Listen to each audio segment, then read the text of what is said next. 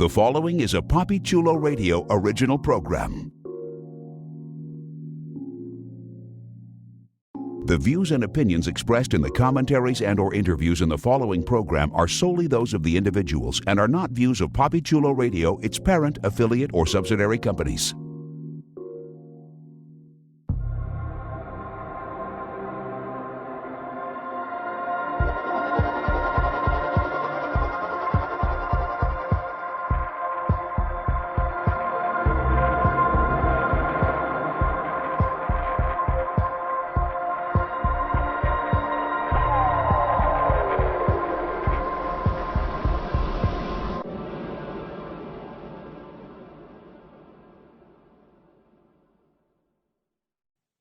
Welcome to the Central City Citizen, a PapiChuloRadio.com original series. Papi Chulo Radio, pop culture on demand. Today is Thursday, March 9th, 2023, and I'm your host, Professor X. During this podcast, we'll be having an in-depth discussion on the CW's The Flash. Please welcome my co-host, Dimitri Wijasinger. What's good, Central City? And hey, Jeffrey Central Reeves. City and citizens of the world. Let's jump into our discussion of Season 9, Episode 5, which was titled Mask of the Red Death Part 2 and aired on March 8th, 2023. Here's the official synopsis. As the Red Death wreaks havoc on Central City, Barry and Iris come up with a plan and turn to Cecile for help. Barry is faced with what he thinks is his greatest mistake and the Red Death's greatest success. Keone wants to help Team Flash, but Barry can't risk losing her. Joe gives Barry a much-needed pep talk. Well, this is one of those episodes where I kind of want to jump ahead, but let's try to stay chronological. So, Dimitri, hush. We start off with a red lightning storm over Central City, and at the CCPD, Red Death and her rogues take Kramer and the rest of the police prisoner. Kramer uses her powers, but Red Death is faster and puts the medic cuffs on her. Red Death is confident and says she will show Kramer what true justice looks like. I'd pretty much forgotten Kramer's mimic power, so it was kind of nice to see it come back. And, just a subtle thing, the fact that Red Death was able to shake it off when no one else was able to shake it off. Just Taylor really gives Swift us a knew sort how of- to shake it off. Thank you. I've been mocked for my Swiftian references in the past. But anyway, so I think this was just a way of showing rather than telling just how powerful Red Death is, because it was affecting her, and she literally just shook it off and took Kramer down. Did they? Jeff, what did... Oh, sorry. I don't know if this is jumping ahead or not, but Hmm. did they ever explain, because she's not just able to shake things off, she's able to, shake things off, but also immediately identify the type of meta that is doing the thing. I think this is headcanon, but I think it's the G word. Well, we'll just get ahead of ourselves. It's her connection to Grodd. She basically has yes. full access to his telepathic abilities. So. Oh, okay. Anyway, so Dimitri, since you jumped right in, what did you think of the use of Kramer in the episode? We haven't gotten a lot of her this season, but I always like seeing her back. I think she's a character who has developed into a strong Flash ally. Yeah, I do think, she's definitely developed as a character. I don't want to jump ahead any further since I'm already getting dragged for it. But I do think she kind of, even though she has powers too, she kind of serves as a pulse on Central City as a whole, because we see very little of Central City these seasons. We pretty much only see Team Flash. We rarely see random people interacting at Jitters or anything. So I do think that seeing Kramer is the closest we see to an ordinary citizen who's trying to, keep order in the city and get a handle on all these chaotic situations, etc. So I do think Kramer does that well. She is a meta, but first and foremost, I think her character is very much the no nonsense cop archetype. And I think that she's very well placed in this episode as sort of a barometer of just how crazy things are getting. At Star Labs, Allegra is upset that Mark was left behind, but the Rogue Squad defends themselves, saying they had no other choice. Barry doesn't have his speed, and they don't have a plan, but Iris comes up with a plan to trace Ryan's feelings by having Cecile start to look for hate and thus find Ryan. Cecile finds Ryan, and also Mark, who's alive and chained up at the Red Death's lair. Barry wants the Rogue Squad to go after Mark, but the Rogues don't want to. They want to use the element of surprise against Red Death. Keown says that if they won't go after Mark, she will, even though she has no powers, which shames the Rogue Squad into action. Jeff, what did you think about the use of the Rogue Squad in the episode overall? I enjoyed them. There was an immense amount of joy that I felt with them in this episode. We've gotten past their whole "I'm a criminal," this, that, or the other. Although we did have like a tiny bit of a hiccup later on, but that was more so because they thought the end was near, and so they had to do their own stuff, which I get.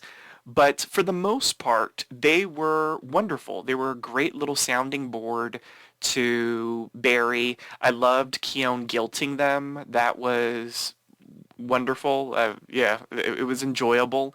And the three of them are just an interesting group of characters that somehow weirdly work. And once again, the shoulda, coulda, woulda, because we know this is the final season. They already filmed, like the final moments of the final episode just a mere few days ago.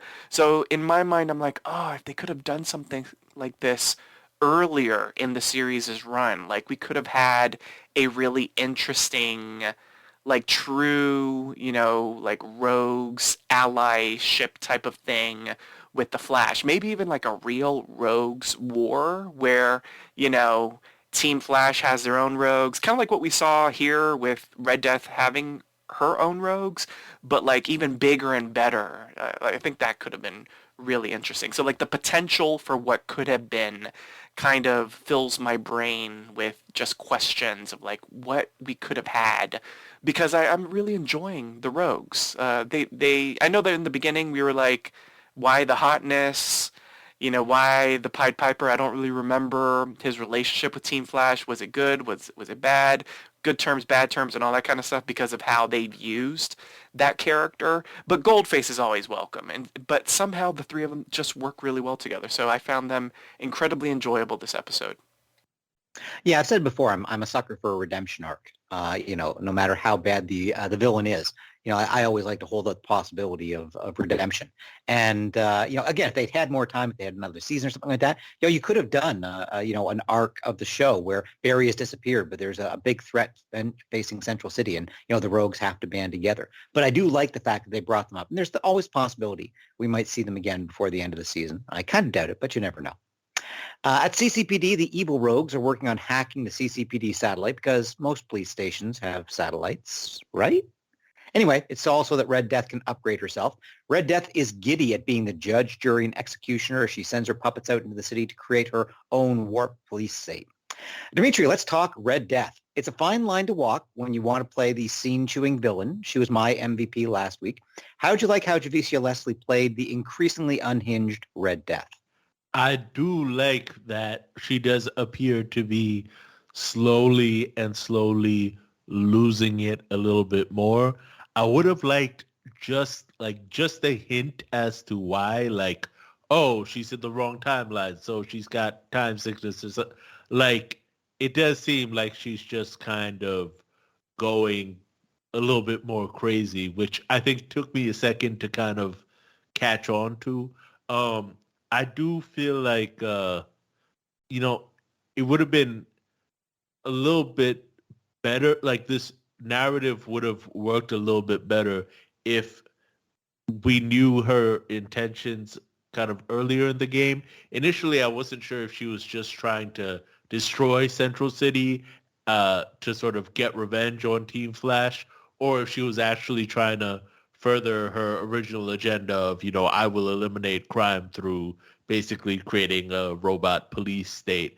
We eventually sort of like realize, she's just trying to do what she was doing on her world, but on Barry's world. But at the end of last episode, it's kind of ambiguous as to whether she's just going to wreak havoc or, attempt to just eliminate Team Flash, kill Barry, or if she's going to sort of keep this sort of quote-unquote heroic motivation in this new world that she's stuck in.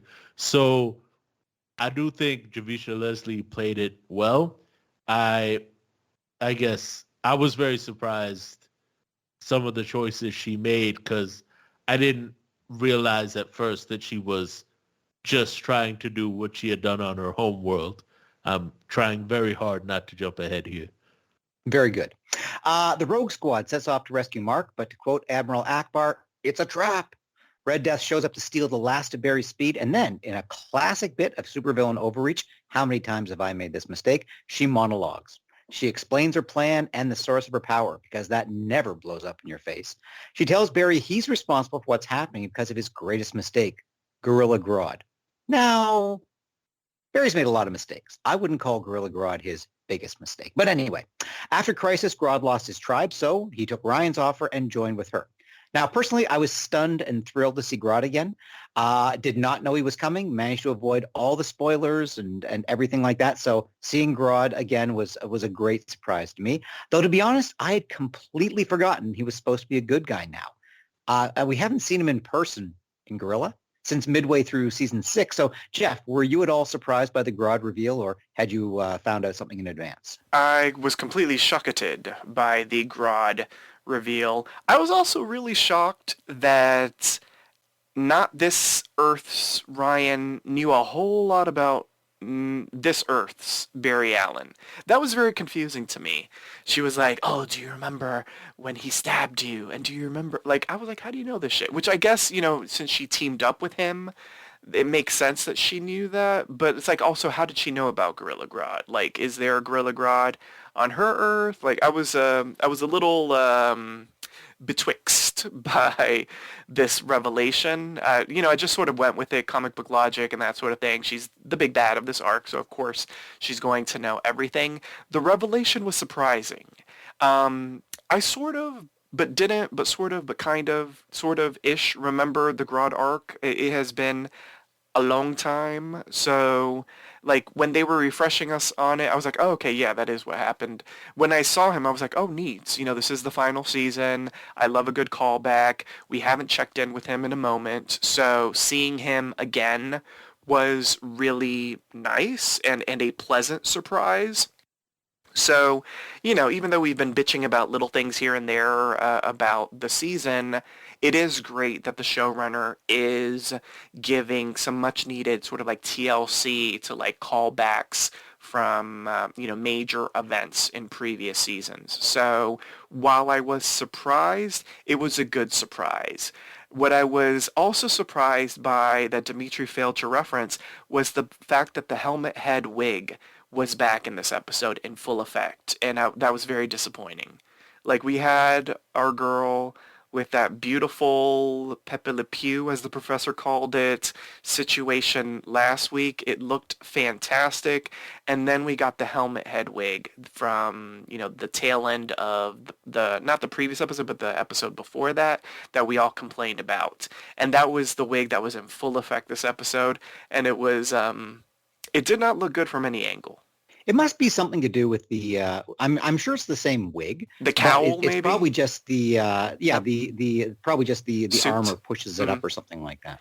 Yeah. At Star Labs, Barry and the Rogue Squad debrief, and then the Rogues split. Keone feels helpless because she's kind of, well, helpless. But Iris gives her a pep talk and tells her she has a place and she'll find her use. For example, picking up a gun. No, don't do that. Keone ends up kissing Mark and wakes him up. Keone, I know you've only been around for a couple of weeks, but you can't run around kissing unconscious people. It's called consent. Look it up. But the kiss seems to involve some meta powers as there's a brief burst of cold. Jeff and I have talked since the first episode about Keone. Dimitri, what are your thoughts? We were sort of like, it seemed semi in agreement that Keone was going to be some sort of, nature goddess type figure. But in this case, she kisses Mark and there's the burst of cold and then he wakes up like Cinderella or Sleeping Beauty. What do you think is up with Keone? Cinderella? Sorry. Okay. It looks like from the episode preview we'll find out next episode, but I was fully expecting to find out this episode that like whatever Keone's power was. I was fully expecting when she was like, oh yeah, I have no powers, but since you guys won't save Mark, I'll save Mark. And then, she's gonna get shot at or something and suddenly her powers will magically appear. I was very surprised that did not happen. I was kind of taken aback when essentially, she kisses Mark, but that's kind of all the clues we get to, her being somehow powered. And wasn't I wasn't sure what to make of that. Like, does she have healing powers? Does she, have does she just She has the stimulate whatever meta power ability of you love. have because he exhales cold after? What'd you say? I said she has the power of love. Yeah. Maybe. It But looks from the Chilblain isn't a episode meta, preview right? like He has his gauntlets. No, he's a human. he's all right. He's only human. You know what? I have no idea. I'm just I saying have the no whole idea episode. what her power is. But I was fully expecting that her powers would be revealed as a part of this climax. I don't know if you guys were, but I really thought she would be in the fight against Red Death, in the final battle or whatever. I was expecting a different twist, which I'll get to a little bit later. Jeff, do you have any modifications of your Kion thoughts? Okay, I enjoy Kion. She is adorable to me. I am enjoying what Danielle Panabaker is doing with the role. I found it fascinating that I feel like Kion has gotten more screen time with Iris in these past couple episodes than Caitlin has in the entire series' run. Which, I mean, there are certain rumors online. I'm not going to dive deep into them. If y'all want to go down that rabbit hole, you can do a Google search or you can search on Twitter. There are a whole bunch of theories about that. So I don't have any information on that, so I can't even comment on that. But I think it is kind of funny that Kion has gotten a lot of screen time with Iris. I'm enjoying their chemistry. It's interesting, and I still think Kion is some sort of Mother Nature type of metahuman. It's interesting that they're kind of building up Cecile as being this all-powerful, you're the most powerful meta in the world. And while yes, she has very impressive powers that keep on growing and growing and growing each time that we see her and each time that there's some new obstacle that the team has to overcome, if Kion is, as we're kind of guessing, if she's like a Mother Nature type of metahuman, I feel like that's going to be even more OP than how they're making Cecile. And I do remember, Professor, you did say at a certain point on the podcast that you had read some sort of article that said that Kion would be very important, according to the showrunner, to the big final big battle of the big series finale. So yeah, I kind of feel like her powers have to be something fantastical. And but my worry is that she's going to be like a quick fix for stuff. And I hope that's not the case, but if they're going to make her redonkulously OP, then she will become a quick fix for stuff. And then they kind of did that with our friend over on Supergirl. They were modifying her powers every other episode.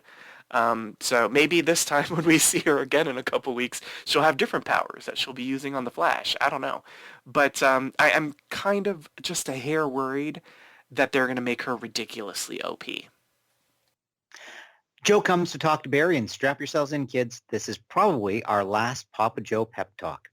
And I'm just now realizing I should have been calling them Peppa Joe talks all along. Like Jeff, Peppa can we Pig? go back and edit the word Peppa into every time I've said Papa Joe over all the Yeah, the I'll episodes? do that. Yeah, like Peppa Okay, great. Pig, right? There's not that many. Exactly like Peppa Pig. Joe tells Barry that he needs to believe that the seeds he's planted in others will grow. So Barry goes to find Grodd.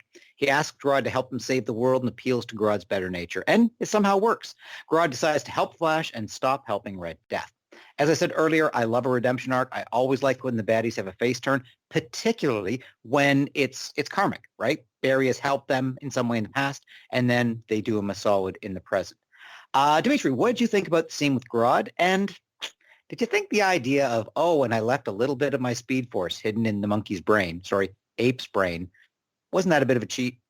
Yeah, I mean, this show has lost all semblance of any sort of sense.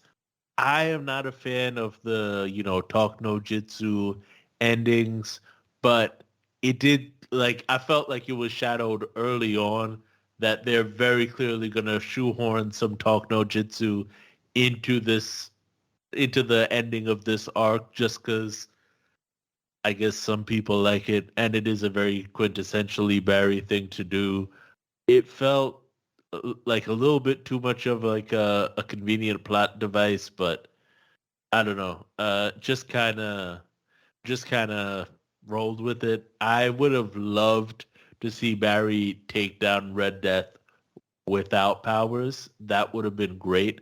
I think a lot of shows with super powered heroes have like an episode or a storyline where the hero has to save the day with no powers, but I guess not. So I was gearing up for a more exciting solution just because I thought they would kind of break the formula a bit, but no dice.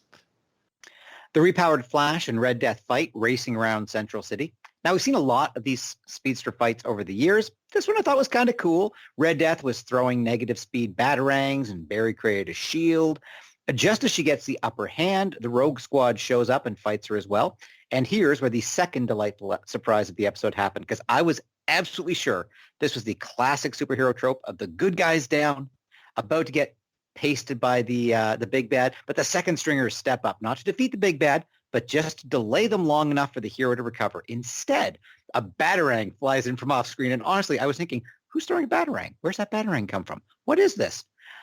It's the real Ryan Wilder, aka Batwoman. It's our Ryan Wilder shows up, and we get a Ryan Wilder versus Ryan Wilder fight. As they fight, the Flash takes Red Death's armor, and our Ryan knocks out the Red Death. Victory! The Rogues make a meta joke about Central City always being crazy. It's a Wednesday. Whew, a lot to unpack there. Jeff, what did you think about the speed fight, the appearance of our Ryan Wilder? We had talked last week about the big question was, well, what has happened to our Ryan? And what you think about the Ryan versus Ryan fight? Okay, I did not expect this at all. It was spectacular. She looked amazing, and I'm saying that as if we haven't been seeing Javicia Leslie the past couple weeks, but she as Ryan Wilder, our Ryan Wilder, looked luminous. She was gorgeous, spectacular, the fantastic wig, the fight choreography, the Ryan on Ryan action. It was just amazing. The Rogues were really good too. The fact that they actually came back and they were like, we're going to save our city. Love that. All of it was amazing. The meta joke, not meta-human joke, but the meta joke was Chef's Kiss. I love Javicia Leslie's laugh. It was delightful. If there was only one thing that I would say was completely missing from this entire interaction, and even the next one, I'm not going to dive deep into that because that was magical as well.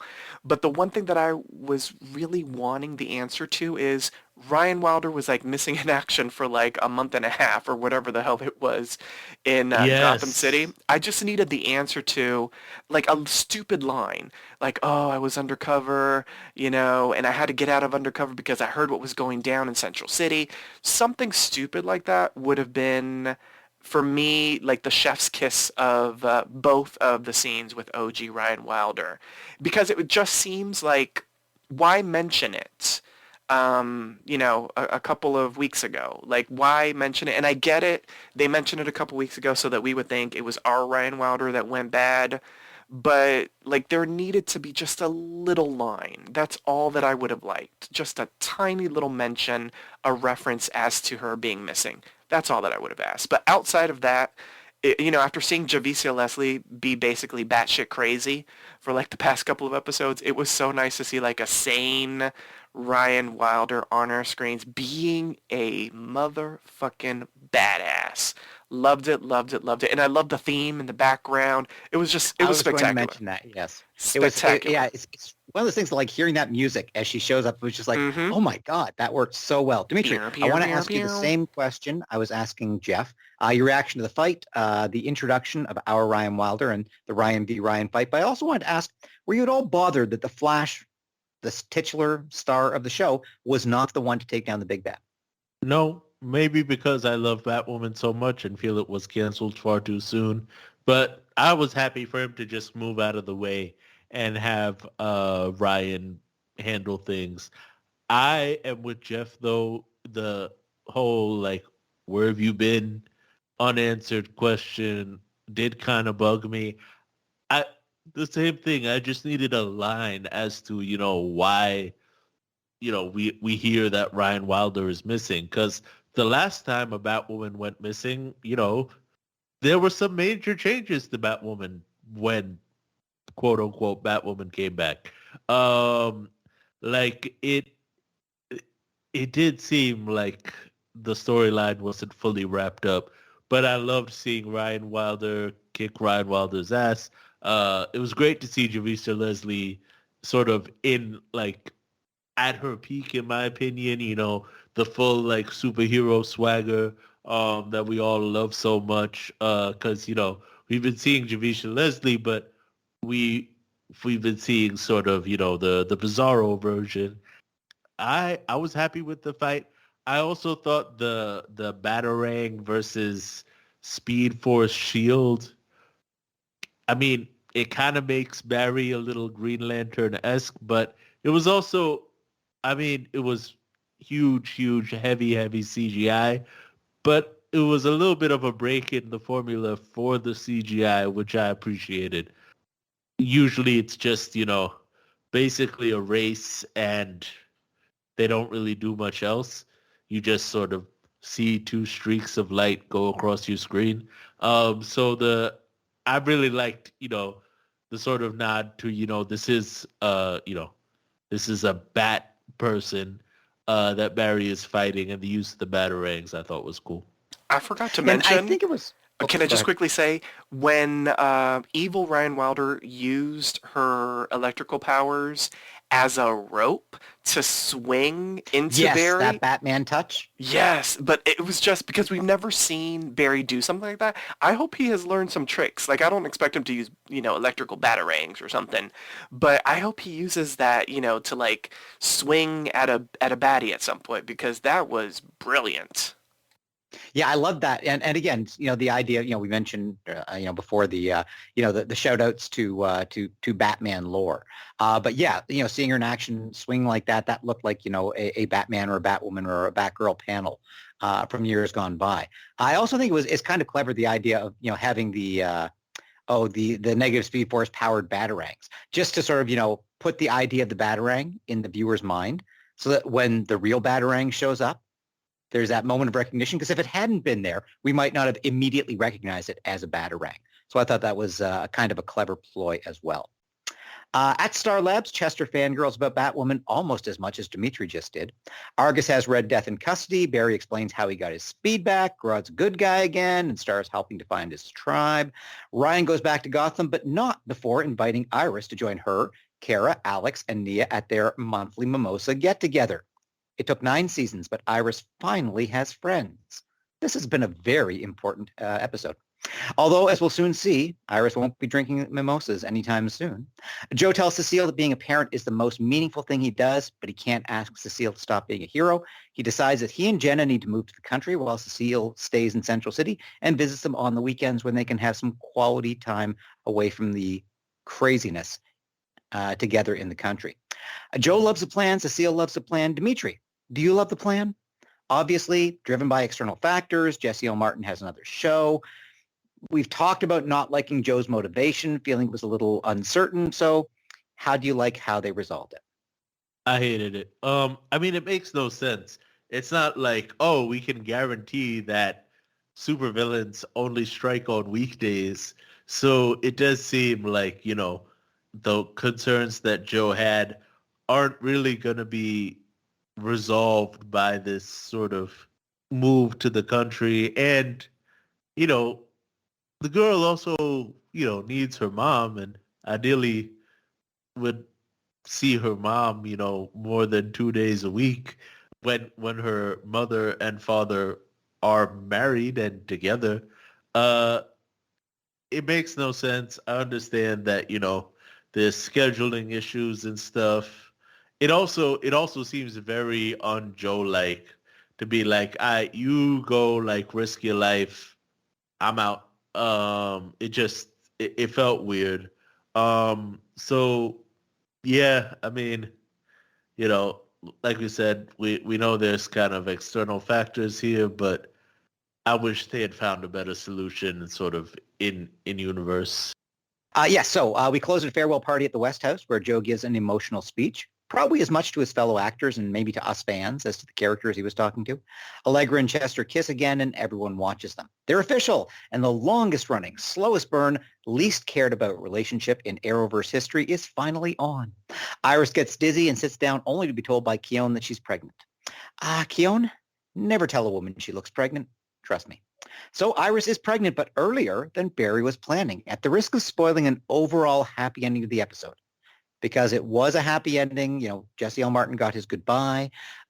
We said goodbye to his character. He'll obviously be back before the end of the season. But I was just dreading that there'd be a stinger, something popping up, something, the evil coming. But no, we got our happy ending. But Jeff, fact of the matter is Iris is pregnant sooner than expected, which would seem to argue that whoever she's going to give birth to ain't going to be XS. Do you think there's going to be any consequences to Iris's pregnancy happening early? Oh, that's fascinating. Okay. Think about it. The only way for XS to have been born. So if they, had sex 3 weeks earlier or 3 months earlier, then a different sperm is going to meet with a different egg, and it's going to be a different person being born. That is true. That's biology, listeners. Yes. Okay. So a lot of things to unpack. I will get to that in just half a second because I was not asked about Papa Joe and the whole situation. Jesse L. Martin, fantastic in this episode. I'm incredibly frustrated, much like Dimitri, based off of just how they wrote him out. I'm still going to repeat what I said originally. Kramer, they've become good friends. Kramer's like, I need you to go undercover for me. I know that you're retired. You have left the force, but I need you to go undercover for me in Coast City. There's something big that's going down. It's going to be like a 2-month situation. Can you do it? Oh, I got to think about it. Cecile, what should I do? Oh, Joe, you need to go do it and this, that, or the other and blah, blah, blah. It's for the good of the world. Okay, Kramer, I'm going to do it. That's how you get rid of him for a couple months because clearly we're going to see him again at the end of the series' run. Like, he's not going to miss the series finale. And that would have been a perfect way to get rid of Joe for, what is this, episode 5, and it's 13, so he'll be back for 13. So what is that, quick math, 7 episodes that he'll be missing? Like, that's fine. That's one way to get rid of him. I didn't understand this storyline before. I don't understand how it was resolved. In the previous scene, you're telling Barry, we're not moving to the country. In the next scene, half of us or 2/3 of us are moving to the country. I don't want Jenna to see all of this life-threatening superheroics. But at the end of the day, I mean, the superheroics are a part of your family, and she should be exposed to it because it allows her to realize that, anybody can make a difference in the world. Anyway, I'm going to get off my soapbox because that whole storyline I understand why they're doing it, but it makes no damn sense. Now to the happy news. Quick. Chester and Allegra, yay, I guess. And Iris's response was, I think, all of our responses. Like, finally. Anywho, now she's pregnant. Yay. It's early. Yay. Remember, things were different before? Remember, she decided to do what was supposed to happen that day, but on her own terms. I feel like that was the moment in which the timeline branched away from the original timeline. It's not to say that I disagree with you because I think they were very careful to write in such a way that, that was the day that CC Media or CCC Media expanded. It's just she didn't expand in the way that Barry expected it was going to. Well, no, because I think she still did it. So because we talked back then about, whether this was free will or determinism. And I thought they were still writing it as a determinist outcome. That, it wasn't the way, because Barry just had the expectation that, today is the day that she's going to expand her empire. It must be because of Cat Grant's offer. It turns out it wasn't, but she still did expand her empire. I will disagree with that just because, remember, Barry had the scrapbook that had everything detailed as to how it happened. So, but I'm pretty sure if we were to go back, why would you? Yes. I'm pretty sure it just said today was the day that they expanded CCC Media. I don't think it wasn't about the Cat Grant. It wasn't about. I don't think he knew that it was going to be Cat Grant that was making the offer. Okay. So if the professor's correct, because I will never say the professor is never correct? I remember we have that whole ordeal with the Black Canary over on Arrow, which that was its own situation. But if you are right, then okay, that's interesting. If you are somehow making a mistake, which the professor never makes mistakes, but if you are, Thank you. yes, then I will go back and say that that was the moment in which the timeline sort of branched off. If there is another determining factor, maybe that it could have been that. But because it is happening earlier, that is true, Professor. What you were asking originally in your question after I went off on both Papa Joe and our new ship. Yeah, that's interesting. Not to dive in deeper into the spoiler world, but like based off of just the amount of cast that we know that is coming back, a certain someone is coming back, but a certain other someone has not been listed as coming back, aka the sibling. So, all of that is interesting. Like, I do now wonder if there will be a wrinkle as to what happens in the future based off of the fact that she's pregnant and it is like way earlier than she was supposed to. Because remember, she's supposed to be getting pregnant in 3 months. This is now basically like at least 2.5 months or 2 months earlier than she was supposed to. So that's interesting. I wonder what they're going to do there. I wonder if she's going to end up having twins. So it could still actually end up working out like it happened, except now they will be twins versus an older sibling and a younger sibling. Well, and in one of the other timelines, weren't they supposed to be twins? 'Tis true. Like, wasn't there a reference to the twins? Yes. And it was later, after a crisis or after, any one of the number of times they've messed the timeline, that it became that Excess was, somewhat older than Impulse. I like it. Anyway, it is, before we move on to the MVP section, was there anything else anyone wanted to mention? Any Easter eggs, little moments, anything like that? Dimitri, Iris is pregnant. We need to hear your opinions. I mean, it ain't my Dimitri, baby. Iris has friends. We need to hear your opinion. Oh, yeah, she has friends too. And Yeah, our well, girl Keone friend. was important to the plots at the end. Iris has friend. I mean, would be nice if she had more than one. Well, assuming that the other three will accept her into the group. Alex then. I'm Danzers assuming will that. accept her, and the fact that Neo is coming up in a future episode, I will assume she accepted her too. My hope is that we get a little callback from Nia, like, oh yeah, wasn't it cool when we had you for brunch? You didn't have the mimosa because you're pregnant, but you had a little orange juice. Like, I hope we get a callback. Yeah, that sounds totally worth the wait. Okay, good. I like to see, Iris, having friend. I do miss kind of the CCC Triforce, now that, Cisco and his Bay are gone. But I do kind of wish, I wish she had a little bit more community, but I guess this is just sort of the way it is. She's It got does Keone. look that. Yeah, it does look like Keone and her are maybe going to have a friendship. We were just reminded that Keone is technically only a few weeks old. Yes. But okay. So Yeah. Iris is making friends with the toddler. Oh, joy. Yeah. Well, I mean, she's going to have a pre-toddler. She's not going to have to burp her, though. Keone or Keone. the baby. I would hope not Keone. I mean, she might have to burp both of them. We don't know, but yeah, I did have a sneaking suspicion that before this show ended, Iris would be pregnant, or it would be one of the last things we find out, like in the finale. So I guess it might as well happen here. I'm guessing we will see babies, on the last episode or something. Baby or babies. I do think the twin thing is interesting.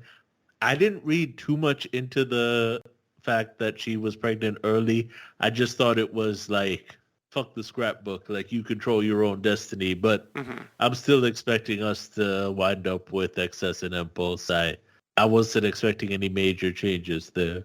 Oh, interesting. And Professor, you had this magical, wonderful theory about the season. I know. My timing of it, I Yeah. calculated because it was the 3 months and the 13 weeks of the series. So I figured if they ran it in sort of like tracking real time, we would reach that the point at which she was supposed to become pregnant would coincide with the last episode. Nope, it was one of those great theories like Jefferson Pierce becoming mayor that never saw the light. Yes. It's time for the MVP. State which character impressed you throughout the episode and why. Once a character's been chosen, they cannot be selected again, so choose wisely. And sorry, guys, I'm going to go first again this week. I don't do it very often and only when it's really, really important to me. So I'm going to choose the obvious MVP, and I'm sorry to you both because I'm choosing Goldface. Man, he was a delight in the episode. He had these great lines. He was the one who sort of showed up. He was just delightful, in terms of, and even, his line about, going off to try to patch things up with Amunet. I keep hoping those two crazy kids can make it work together. So my MVP is Goldface, and I'm sorry for taking the obvious first choice from one of you, but Dimitri, who is your MVP and why? Gotta give it to Ryan Wilder. Really? It was just such a great, reunion is the wrong word. Just re-entrance to our TV screens. So much swagger. I felt the same way Chester felt when he meets her. The one thing that disappointed me a little bit was it's very clearly sort of their first meeting. And, I would have loved to see, more Arrowverse crossovers that included her. I would have loved to see her shading Oliver Queen. I would love to see her, befriending Kara. But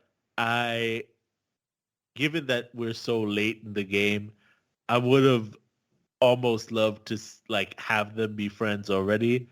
Like, oh yeah, Ryan, yeah, we get brunch all the time. Or, I was wondering why you didn't show up the past few weeks or something. Like, just sort of let them be friends already instead of it's just now starting. And we'll see how far it gets given, Iris, I almost said Ryan, but Iris is about to have a baby and, it gets harder to see your friends who have babies once they have babies because babies. But, I'll take the little hint at a friendship for what it's worth. Fans have been clamoring on that for a while. If you follow them on IG, they've posted some pretty cute videos together. So all in all, I thought it was a great re-entry to the Arrowverse. I still feel robbed of another season of Batwoman, but given that that's not going to happen, I think this was the next best thing. Well, and Javicia has a lead on another show already, so yeah, whatever chance there was of that, those things get more distant with every passing week, it seems. Jeff, who is your MVP and pourquoi? I love how you threw shade at his choice, which I was like, okay. I hope you don't throw shade at mine. Papa Joe. Papa Joe. Papa Joe? Really? Yes, Papa Joe. Papa Joe gave the pep talkiest pep talk that he'd ever pepped and talked. It was fantastic. It was wonderful. His speech at the end was wonderful as well. I may question the storyline choice, but that's on the writers. That has nothing to do with the amazing and wonderful Jesse L. Martin. If this is the last time that we see him before... It won't be. No, I'm saying before the finale, then this was a really good official send-off for the character. I was actually going to say during this podcast, this was, I was thinking about this during the episode before we got the big speech at the end. I was like, we have seen a lot of Jesse L. Martin, and supposedly we were not supposed to see a lot of him this season. And so I guess, they did a whole bunch at the beginning, so he'll disappear a little bit, and then in the finale he'll make his grand return. But for this being his official send off in air quotes from the series until we inevitably see him again at maybe the closing shot of the final episode where he's reunited with his family and makeshift family. This was a really good, once again, air quotes, send off for the character, and Jesse L. Martin did a fantastic job just doing what he's done since day one, and it's be basically the heart of the Flash. Okay, time to rate the episode. How would you rate the episode on a scale of 1 to 10 lightning bolts? The point system is allowed, and if you found the episode exceptional, deserving of more than a 10, you may archive the episode in the Flash Museum. Jeff, what is your rating? You know what? I'm going to give it a solid 10. I gave the previous episode a 9.5. I'm going to give this one a solid 10. I thought it was really interesting. Everyone had something to do. There were some surprising plot twists for me. We had a very good you know what? Fuck it. I'll archive it. I'm talking myself up as I'm discussing this because it is true. It was really well done what they did, and I was surprised many times throughout this episode. And everybody was used really well, and this is the Papa Joe quote-unquote send-off. We had Ryan on Ryan action. Don't Google that. You might find something a little weird. And we had a good little wink and nod to Batwoman. Iris is pregnant. Oh, I forgot to mention this, but when Javicia Leslie as Ryan Wilder, our Ryan Wilder, leaves the scene and she does a little cape flick, and they use that as an editing thing. Amazing. So for the cape flick alone, it's archivable. But everything else was so damn good. You know what? I will archive it. Dimitri, how would you rate the episode? I'm going to give it an 8.5. I did not love it as much as Jeff did, clearly. I think, the whole Grodd storyline was a little shoehorned in, and the sort of talk no jitsu moment felt both really forced and really rushed.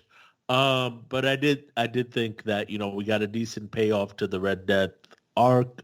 Finally got to see Chester and Allegra together. That almost feels like it's missed its moment. I think a few episodes ago I would have been like, oh, cute. But now I'm just like, yeah, come on, keep it moving. So, yeah. The main storyline was engaging. The final fight was, kind of cool. But some parts still felt like a little jagged. 8.5 for me.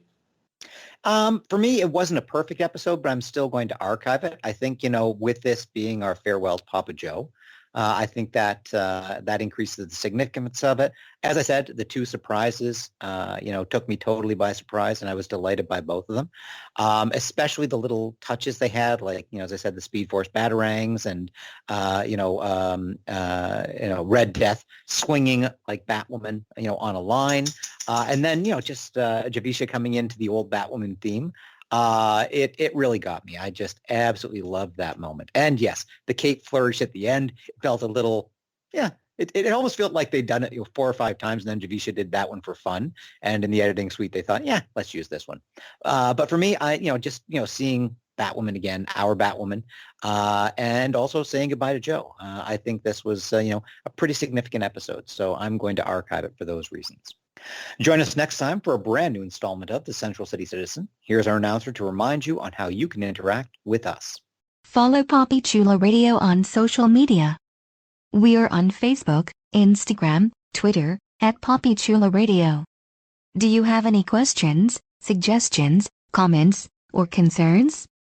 Email us via contact@papichuloradio.com. Are you interested in joining the Papi Chulo Radio team as an on-air personality? Email talent@papichuloradio.com. Binge listen to your favorite Papi Chulo Radio programs by visiting papichuloradio.com/archives. You can also download tonight's broadcast and the rest of the series through Apple Podcasts and Google Play. Just search for The Central City Citizen and subscribe. Thanks, announcer. My co-host, please wish the listeners a good night, starting with Dimitri. Good night, Central City, and farewell for now, Papa Joe. And Jeff. Good night, Central City. Farewell to Papa Joe for the moment, and farewell to Ryan Wilder and Gotham City. Thanks for tuning in. Subscribe to The Central City Citizen via Apple Podcasts, Google Podcasts, Spotify, and iHeartRadio.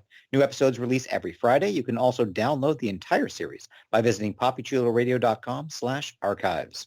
Good night.